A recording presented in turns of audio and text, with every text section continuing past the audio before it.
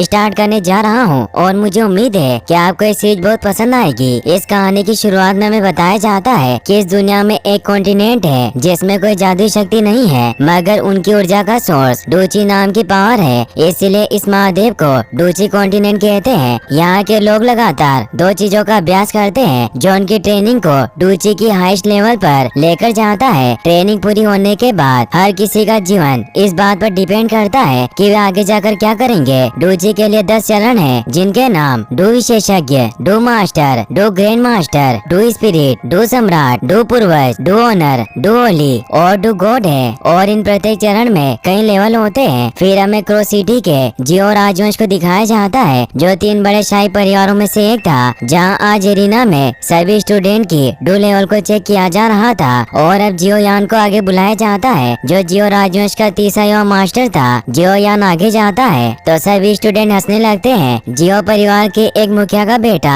जियोनिंग उसे कहता है कि अपने आप को मूर्ख मत बनाओ, तुम्हारी लेवल बहुत कम है। जियो यान उनकी बातों पर ध्यान नहीं देता और ऊपर स्टेज पर आ जाता है, जहाँ डू स्तंभ पर अपनी लेवल को चेक करने के लिए हाथ रखता है, मगर उसका डू स्तर केवल तीसरे लेवल पर होता है जो बहुत कम था। इसीलिए सभी उसका मजाक उड़ाते हैं क्योंकि बचपन में उसे जीनियस कहा जाता है। उसकी पावर बचपन में ही तीसरे लेवल पर पहुंच गई थी और 11 साल की उम्र में उसने 10वें डूची स्तर को पार कर लिया था, मगर 3 साल पहले से उसकी पावर कम होने लग गई थी। इसीलिए स्टूडेंट बातें करते हैं कि वास्तव में अपने परिवार के लिए निकम्मा लड़का है। जियोनिंग कहता है कि अगर तुम कबीले के मुखिया के बेटे नहीं होते तो तुम्हें बहुत समय पहले ही अपने परिवार से निकाल दिया जाता। फिर अब टेस्ट के लिए जियोमेन नाम की लड़की को बुलाया जाता है। जियोयान उसे पूछता है कि क्या तुम सच में मुझसे नफरत करती हो, मगर वो कोई जवाब नहीं देती। जियो शर्म की वजह से मुंह नीचे करके वहाँ से जाने लगता है। तभी वहाँ जियो जूनियर आ जाता है जो उसका हाथ पकड़कर कहती है कि तुम्हें परेशान नहीं होना चाहिए। जूनियर को टेस्ट के लिए बुलाया जाता है, इसीलिए जियो यान को कहती है कि तुम मेरा इंतजार करना। ये कहकर वो अपना लेवल चेक करने चली जाती है। वो जब अपनी लेवल चेक करती है तो उसका लेवल 9 होता है जो बहुत ज्यादा था। इससे सभी हैरान रह जाते हैं और सब उसे देखने जाते हैं, मगर जियो यान वही खड़ा रहता है और मन ही मन में कहता है कि जूनियर मैं तुम्हारे लिए काफी खुश हूँ, मगर मैं तुम्हारे लिए अच्छा नहीं हूँ। तभी बारिश होने लगती है और हमें जियो फैमिली के मीटिंग हॉल को दिखाया जाता है, जहाँ जियाली बी नाम का आदमी जियो परिवार के प्रमुख जान जियो को धमका रहा होता है क्योंकि उनके बाजार को हड़पना चाहता था। जान जियो जियाली बी को कहते हैं कि तुम हम पर दबाव नहीं डाल सकते, तो जियाली भी हंसने लगता है और कहता है कि मेरे पास बहुत पैसे हैं, इसीलिए मैं और एओ बाबा मिलकर तुम्हारे बाजार और वुटेन सिटी के 2 परिवारों का प्रतिनिधित्व कर सकते हैं। और बाजार हमेशा अपने हाईएस्ट बोली लगाने वाले का होता है और हमारा ऑफर तुम्हारे ऑफर से 3 गुना ज्यादा है, इसीलिए तुम हमसे मुकाबला नहीं कर सकते।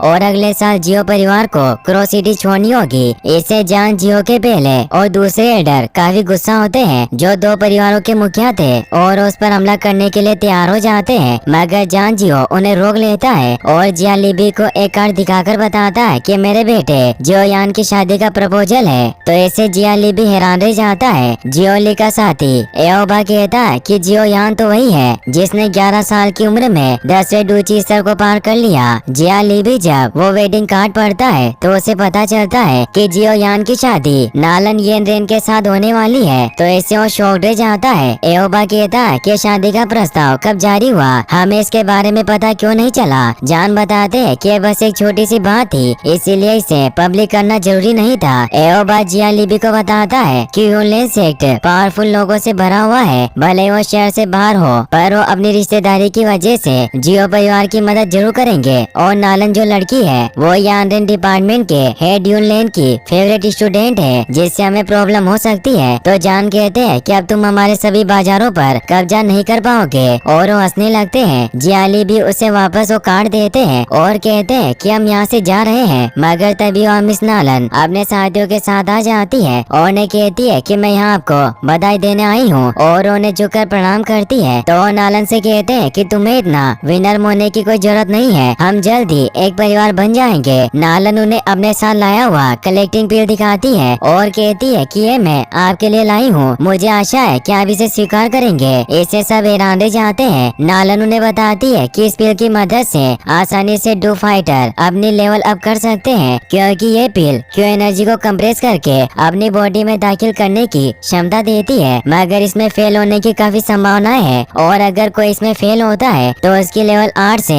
9 स्तर नीचे गिर जाती है। इसीलिए ये पिल केवल 9 स्तर के लोगों के लिए ही काम करती है और उनकी लेवल को अप करती है। जान उसे कहते हैं कि तुम्हें मुझे ऐसा उपहार देने की जरूरत नहीं थी। नालन उन्हें बताती है कि मैं सच्चाई छिपाना नहीं चाहती। मैं जान गई हूँ कि पिछले 3 साल से जोयान का लेवल काफी नीचे चला गया है, इसीलिए मैं किसी ऐसे आदमी से शादी नहीं कर सकती जो किसी जमाने में जीनियस रहा हो। मैं शादी का ये कॉन्ट्रैक्ट तोड़ना चाहती हूँ। जान हैरान हो जाते हैं और कहते हैं कि ये कोई बच्चों का खेल नहीं है। इस कॉन्टिनेंट में किसी जुड़ाव को बाधित करना इतना आसान नहीं होता। नालन कहती है कि बेशक मैं ये जानती हूँ, इसीलिए मैं इस कॉन्ट्रैक्ट को तोड़ने के लिए ये कलेक्टिंग पिल आपको दे रही हूँ। जान जियो कहते हैं कि मुझे लगता है कि तुम्हारे डिपार्टमेंट के हेड यूलेन इससे सहमत नहीं होंगे। नालन कहती है कि मैंने सेक्शन लीडर यूलेन से अनुमति प्राप्त कर ली है। क्यों नहीं चाहते कि मैं किसी ऐसे व्यक्ति से शादी करूं जिसकी लेवल मुझसे काफी कम हो, और अभी आपका बेटा